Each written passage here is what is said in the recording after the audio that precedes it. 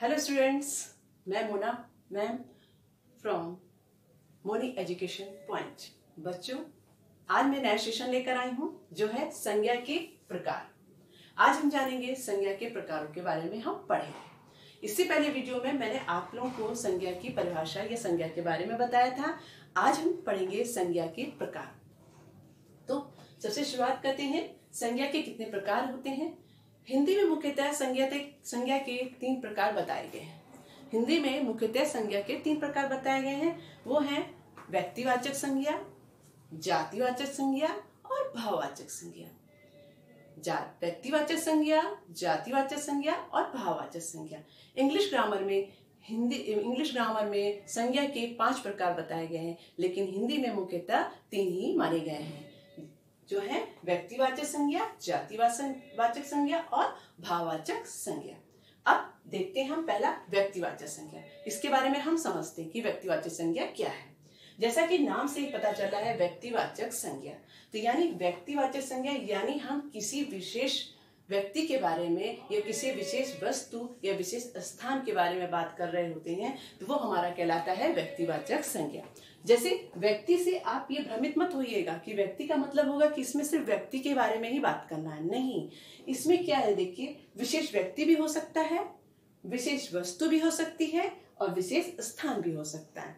जैसे उदाहरण के तौर पे मैं आपको बोलती हूँ कि पंडित जवाहरलाल नेहरू हमारे देश के प्रथम प्रधानमंत्री थे। पंडित जवाहरलाल नेहरू हमारे देश के प्रथम प्रधानमंत्री थे, तो वो क्या हो जाएंगे, वो नाम हो गया, समझ में आया। लेकिन वो विशेष हैं, तो हमारे किस में आ जाएंगे, व्यक्तिवाचक संज्ञा में, क्योंकि पंडित नेहरू कोई दूसरे नहीं है, पंडित जवाहरलाल नेहरू कोई दूसरे नहीं है, तो वो हमारे किसके अंतर्गत आ जाएंगे, व्यक्तिवाचक संज्ञा के अंतर्गत आएंगे। अब एक दूसरा उदाहरण देती हूँ कि सरस्वती नदी लुप्त हो रही है। जैसा मैं कहूँ कि सरस्वती नदी लुप्त हो रही है, तो इसमें क्या है, नदी है, लेकिन नदी को एक नाम है, एक सरस्वती एक पहचान है। सरस्वती नदी एक ही है जिसके बारे में मैं कह रही हूँ कि वो लुप्त हो रही, यानी मैं एक नदी की बात कर रही हूँ, यानी सरस्वती नदी की बात कर रही हूँ, यानी विशेष नदी की बात कर रही हूँ, तो वो हमारा क्या हो जाएगा, व्यक्तिवाचक संज्ञा के अंतर्गत आएगा। जैसे अब मैं बोलूं कि नैनीताल एक प्रमुख पर्यटक स्थल है ना। नैनीताल क्या है, प्रमुख पर्यटक स्थल है, तो हम सब जानते हैं कि नैनीताल एक ही है और वहां सब घूमने जाते हैं, पर्यटक स्थल है ही, पर्यटक स्थल में आता है, तो वो क्या होगा, विशेष स्थान हो गया, विशेष जगह का नाम हो गया। तो ये क्या कहलाएगा, किसके अंतर्गत आ जाएगा, हमारा व्यक्तिवाचक संज्ञा के अंतर्गत आएगा। जैसे कि व्यक्तिवाचक संज्ञा की परिभाषा क्या होती है, किसी विशेष व्यक्ति, वस्तु, स्थान या स्थानों का जो बोध कराता है उसे हम व्यक्तिवाचक संज्ञा कहते हैं। क्लियर हुआ? क्या बताते हैं कि व्यक्तिवाचक संज्ञा की परिभाषा क्या होती है, जो किसी विशेष व्यक्ति, वस्तु, स्थान का बोध होता हो उसे हम व्यक्तिवाचक संज्ञा कहते हैं, है ना। तो व्यक्तिवाचक संज्ञा में क्या आ जाता है, विशेष व्यक्ति, विशेष वस्तु, विशेष स्थान, यानी एक अलग पहचान होती है। नाम, हम किसके नामों से, हम तो अपने नाम, सब लोग नामों से ही जाने जाते हैं। हमारी पहचान किससे होती है, नामों से होती है, तो नाम किस में आ जाते हैं, विशेष व्यक्ति में आ जाते हैं, यानी विशेष व्यक्ति पहचान हो जाती है हमारी। और दूसरी चीज, एक चीज आप हमेशा अपने दिमाग में ध्यान में रखो कि अगर हम व्यक्तिवाचक संज्ञा की बात कर रहे हैं, इसके अंतर्गत सिर्फ एक की बात हो रही है, एक विशेष की बात हो रही है ना। किसकी बात हो रही है, एक विशेष के बारे में हम बात कर रहे हैं, तो वो हमारा आ जाएगा विशेष व्यक्ति, चाहे वो एक के बारे में बात करें। जैसे विशेष व्यक्ति, जैसे हमने बोल दिया कि जैसे हमने बोला महाभारत और रामायण एक प्रमुख ग्रंथ है, बोला किताब है ना रामायण, लेकिन ये एक अलग विशेष है। रामायण और महाभारत प्रमुख ग्रंथ हैं हमारे, और दूसरा कोई रामायण महाभारत नहीं है, तो ये हमारे क्या हो गए, विशेष में आ जाएंगे, हो गया ना विशेष, कि ये अलग है, तो ये हमारे किस में आ जाएंगे, व्यक्तिवाचक संज्ञा में आ जाएंगे। अब दूसरा उदाहरण मैं एक और देती हूँ। जैसे मैं कहूँ नरेंद्र मोदी हमारे देश के प्रधानमंत्री हैं, क्या कहती हूँ, नरेंद्र मोदी हमारे देश के प्रधानमंत्री हैं, तो नरेंद्र मोदी कोई और है, नहीं है, एक ही है प्रधानमंत्री जो है हमारे, है ना, एक ही है नरेंद्र मोदी, तो क्या हो जाएगा, विशेष हो जाएगा, तो किसके अंतर्गत आ जाएगा, व्यक्तिवाचक संज्ञा के अंतर्गत, क्योंकि हम इसमें बहुतों की नहीं, सिर्फ एक व्यक्ति की और विशेष की बात करें, यानी एक चीज के बारे में बात कर रहे हैं। बोला कि अब मैं बोलती हिमालय पर्वत, तो यहाँ पे मैंने क्या किया था, पर्वतों की बात करी, यहाँ पे हिमालय पर्वत बोला, तो यानी पर्वत तो बहुत सारे हैं, है ना, तो लेकिन मैंने क्या किया, पर्वत में हिमालय पर्वत बोला, यानी हिमालय पर्वत एक ही है तो वो विशेष है, तो वो हमारा किस में आ जाएगा, वो हमारा आ जाएगा व्यक्तिवाचक संज्ञा में। ठीक है, तो समझ में आया आप सबको व्यक्तिवाचक संज्ञा क्या है। इसको ध्यान में रखने के लिए सबसे पहले एक चीज अपने माइंड में आप बैठा लो कि जहाँ पे एक की बात हो रही है या विशेष की बात हो रही है तो वो हमारा किस में आ जाएगा, व्यक्तिवाचक संज्ञा के अंतर्गत आ जाएगा। अब हम अपना आगे देख लेते हैं जातिवाचक संज्ञा। व्यक्तिवाचक संज्ञा आप समझ में आ गया। अब हमारा दूसरा है जातिवाचक संज्ञा। अब जातिवाचक संज्ञा यानी जाति मैंने क्या होता है, प्रजाति, और वाचक मैंने क्या होता है, बताने वाला, यानी प्रजाति के समूह के बारे में जो बोध कराता है वो हमारा क्या कहलाता है, जातिवाचक संज्ञा कहलाता है। यानी जातिवाचक संज्ञा की क्या परिभाषा है, किसी व्यक्ति वस्तु स्थान या समूह का जो बोध कराता है वो हमारा क्या कहलाता है, जातिवाचक संज्ञा कहलाता है। तो जैसे उदाहरण के तौर पे देखिए मैंने क्या लिखा है, मछलियां, जैसे मैंने मछलियां बोला, तो मछलियां, क्या मैं एक मछली की बात कर रही हूँ, इससे मछलियां सुनने में हमें क्या मालूम चल रहा है कि ये बहुत सारी मछलियों की बात हो रही है, किसी एक मछली की बात नहीं हो रही है, तो ये हमारा क्या आ जाएगा, जातिवाचक संज्ञा, यानी इस संपूर्ण समूह की बात हो रही है, तो ये हमारे किसके अंतर्गत आ जाएगा, जातिवाचक संज्ञा के अंतर्गत आ जाएगा। अगर मैं बोलूं व्हेल मछली, ठीक है, अगर मैं बोलती हूँ व्हेल मछली, तो व्हेल मछली जब बोल दी तो वो नाम हो गया, क्योंकि मैंने मछली को नाम बताया आपको, तो वो हमारे किस में आ जाएगा, व्यक्तिवाचक संज्ञा में हो जाएगा वो। लेकिन यहाँ पे मैं क्या बोली, मछलियां, तो यहाँ पे मछलियां जब बोली हूँ तो ये संपूर्ण, इसके अंतर्गत संपूर्ण मतलब इसके अंदर पूरा समूह आ जाएगा, यानी मछलियों के जितने भी हैं प्रजाति है वो इसके अंतर्गत आ जाएगी, तो वो हमारा क्या कहलाएगा, जातिवाचक संज्ञा। अब जैसे पेड़ है, पेड़ मैंने कहा पेड़, तो पेड़ भी तो बहुत सारे पेड़ हैं, मैंने नाम नहीं लिया, मैंने पेड़ बोला, तो पेड़ के जितने भी तरह के पेड़ हैं, प्रजाति हैं, वो हमारे किस में आ जाएंगे, जातिवाचक संज्ञा में आ जाएंगे। अगर मैं बोल दूं आम का पेड़ या केले का पेड़, तो वो हमारी हो जाएगा व्यक्तिवाचक संज्ञा, क्योंकि हमने पेड़ को नाम से बोला, नाम बताया, तो वो हमारा क्या हो जाएगा, व्यक्तिवाचक संज्ञा। लेकिन यहाँ पे हम पेड़ की बात कर रहे हैं, तो ये किसकी बात हो रही है, पूरे पेड़ों के बारे में बात हो रही, किसी एक के बारे में बात नहीं हो रही, अनेकों पेड़ों के बारे में बात हो रही। तो जैसे मैंने आपको बताया था कि व्यक्तिवाचक संज्ञा में क्या ध्यान रखना है, एक का, अब जातिवाचक में हमको क्या ध्यान रखना है, अनेक का।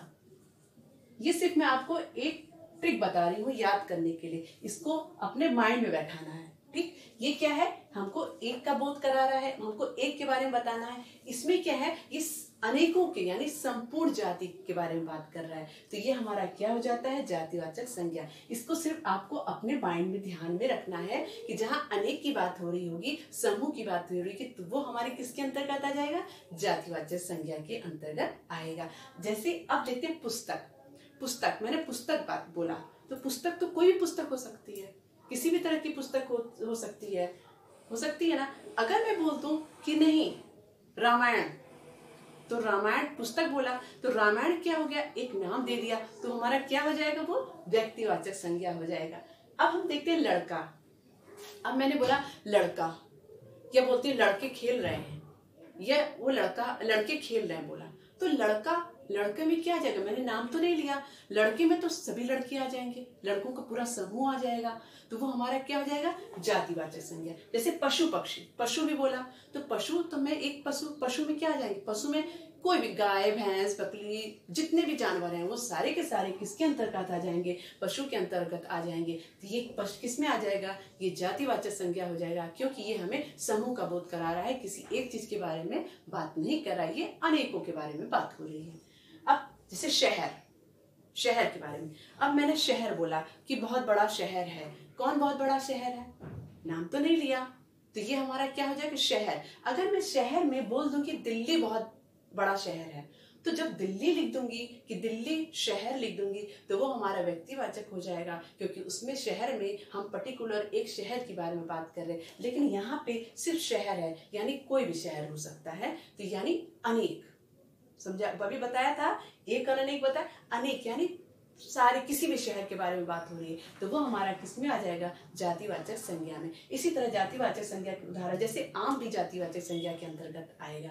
जैसे आम बोला मैंने कि मुझे आम बहुत पसंद है, मैंने आम आम बहुत पसंद है, तो कोई भी आम के भी कई प्रजाति होती है ना, कोई दशहरी लंगड़ा होता है ना, तो मैंने कहा मुझे आम पसंद है। अब मैं ये कह दूं कि नहीं मुझे दशहरी आम बहुत पसंद है, तो जब मैंने आम में दशहरी आम लगा दिए, यानी आम को मैंने आपको पर्टिकुलर बता रही कि मुझे नहीं यही आम पसंद है, तो वो हमारा किस में आ जाएगा, वो व्यक्तिवाचक में आ जाएगा। लेकिन अगर मैं आम की बात करती हूँ कि हाँ आम पसंद है, तो वो हमारा किस में आएगा, वो हमारा जातिवाचक संज्ञा में आ जाएगा। जैसे अब स्कूल ले लीजिए, विद्यालय, ठीक है, विद्यालय, मैंने कहा कि विद्यालय, हाँ हम विद्यालय बोला, तो लेकिन मैंने विद्यालय का नाम नहीं लिया, मैंने बोला विद्यालय, तो विद्यालय किस में आएगा, जातिवाचक संज्ञा में आ जाएगा, क्योंकि इसमें किसी भी विद्यालय की बात हो रही, किसी एक विद्यालय की बात नहीं हो रही है, यहाँ पे किसी भी विद्यालय की बात हो रही। अब मैं कह दूं कि डीएवी पब्लिक स्कूल, जैसे मैंने नाम ले लिया डीएवी पब्लिक स्कूल, तो वो क्या हो जाएगा, व्यक्तिवाचक हो जाएगा, क्योंकि मैं सिर्फ एक स्कूल के बारे में बात कर रही हूँ, तो वो हमारा क्या हो जाएगा, व्यक्तिवाचक। लेकिन स्कूल भी क्या होता है, जब हम स्कूल विद्यालय की बात कर रहे होते हैं, तो वो हमारा जातिवाचक संज्ञा हो जाएगा। जैसे खिलौना, ठीक है, अब झुंझुना आपने सुना है, तो झुंझुना क्या हो गया, ये तो नाम हो गया, एक खिलौने का नाम है ना झुंझुना, तो झुंझुना क्या हो जाएगा, व्यक्तिवाचक संज्ञा हो जाएगा। लेकिन हमने खिलौना बोला, तो खिलौना कोई भी खिलौने की बात हो रही है, तो ये हमारा क्या कहलाएगा, जातिवाचक संज्ञा कहलाएगा। तो ये किसके अंतर्गत आ जाएगा, जातिवाचक संज्ञा के अंतर्गत। अब भवन के बारे में बात करें, जातिवाचक के अंतर्गत क्या, जातिवाचक के दो अंग बताए गए हैं, कौन कौन से, द्रव्यवाचक संज्ञा और समूहवाचक संज्ञा। जातिवाचक के अंतर्गत ही दो अंग बताए गए हैं जातिवाचक के, वो है द्रव्यवाचक संज्ञा और समूहवाचक संज्ञा। द्रव्यवाचक संज्ञा क्या होता है, यहाँ पे पदार्थों की बात हो रही है, यहाँ द्रव्य माने पदार्थ, ठीक, जैसे घी, तेल, सोना, चांदी, ये सारे के सारे क्या है, द्रव्यवाचक संज्ञा। जैसे चावल में देखिए, अब हमने बोला चावल, तो क्या ही चावल के प्रजाति की बात की जा रही है, ठीक है ना, तो इसमें अगर मैं बोलूंगी कि बासमती चावल, अगर मैंने इसमें बासमती नाम लगा दिया, तो हमारा क्या हो जाएगा बताइए, वो हमारा हो जाएगा व्यक्तिवाचक संज्ञा, क्योंकि उसमें हमने नाम दे दिया। और यहाँ पे इन सारे के सारे पदार्थ हैं, आपको पता है ये सारे के सारे पदार्थ हैं, दूध है, चावल है, तेल है, मिट्टी की प्रजाति, मिट्टी की भी अलग अलग प्रजाति होती है, तो ये सारे के सारे क्या जाते हैं, द्रव्यवाचक संज्ञा, जो जातिवाचक संज्ञा के ही अंग हैं, ठीक है।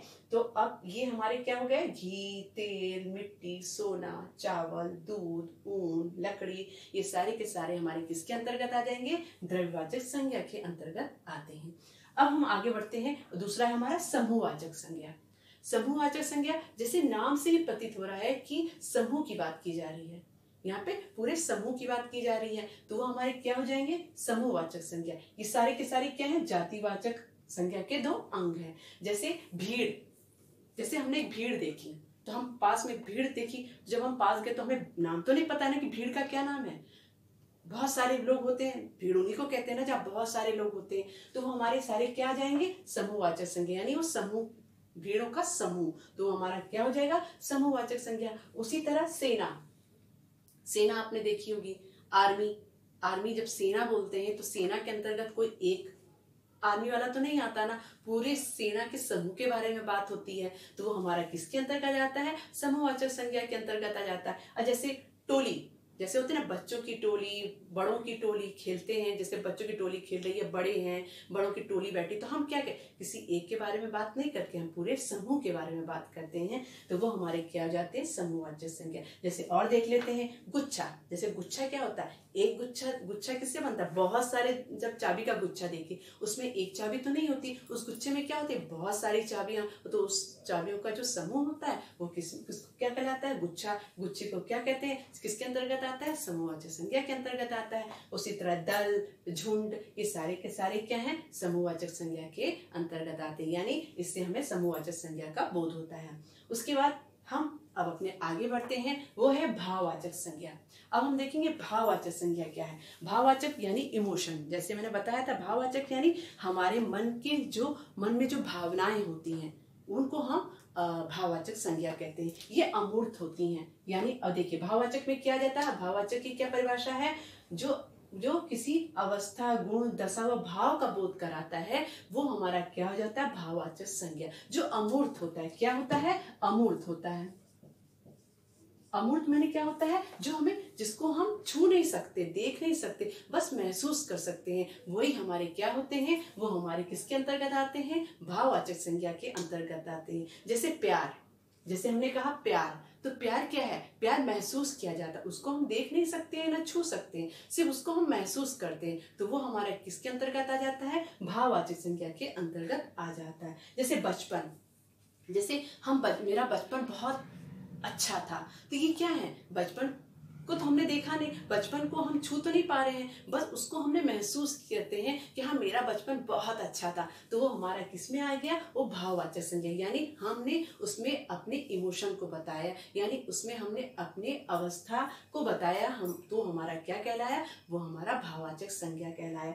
जैसे क्रोध, जैसे क्रोध आता है, क्रोध मैंने गुस्सा आता है, क्रोध को हम सिर्फ महसूस करते हैं, है ना, वो भी हमारे क्या अंदर के ही भाव हैं, तो वो हमारे किस में आ जाएंगे, भाववाचक संज्ञा में आ जाएंगे। तो भाववाचक संज्ञा क्या होता है, जो किसी की अवस्था को, किसी के गुणों को, किसी की दशा को, भाव का बोध कराता है, तो वही हमारे किसके अंतर्गत आ जाते हैं, वो हमारे आते हैं भाववाचक संज्ञा के अंतर्गत। जैसे और देख लेते हैं, जैसे प्यास, जब हमें प्यास लगती तो हम क्या करते हैं, हमें महसूस होती है ना, हमारे अंदर से ये भाव जागता है ना कि हाँ मुझे प्यास लगी है, तो वो हमारे क्या हो गया, भाववाचक संज्ञा, यानी उसको भी हमने महसूस किया। और उमंग, जब हमें बहुत खुशी होती है, हम बहुत खुश होते हैं, तो हमारे अंदर से एक फीलिंग्स होती है, तो हम उस हमारे इमोशन जो होते हैं, हमारे जो भाव जागते हैं, तो वो सारे के सारे किस में आ जाते हैं, भाववाचक संज्ञा के अंतर्गत आ जाते हैं। जैसे खुशी है, दुख है, वीरता है, दया है, ये सारे के सारे क्या हैं, ये सारे के सारे हमारे भाव हैं, जो हम, जिन्हें हम देख नहीं सकते, यानी अमूर्त बोला, यानी जिनको हम देख नहीं सकते, छू नहीं सकते, सिर्फ महसूस कर सकते हैं, वो सारे के सारे हमारे भाववाचक संज्ञा के अंतर्गत आते हैं। तो ये हो गया हमारा,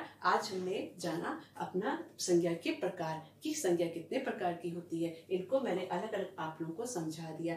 तो आज के इसमें अगर आपको ये अच्छा लगा होगा, आपको समझ में आया होगा, तो आप लोगों ने मेरे इस वीडियो को देखा, इसके लिए बहुत बहुत धन्यवाद। अगर आपको ये समझ में आता है तो बहुत अच्छी बात है, मेरे को भी लगेगा मेरा प्रयास सफल हो गया। और आगे भी और अच्छे इस वीडियो देखने के लिए मेरे इस चैनल को लाइक एंड सब्सक्राइब जरूर करिएगा। Thank you.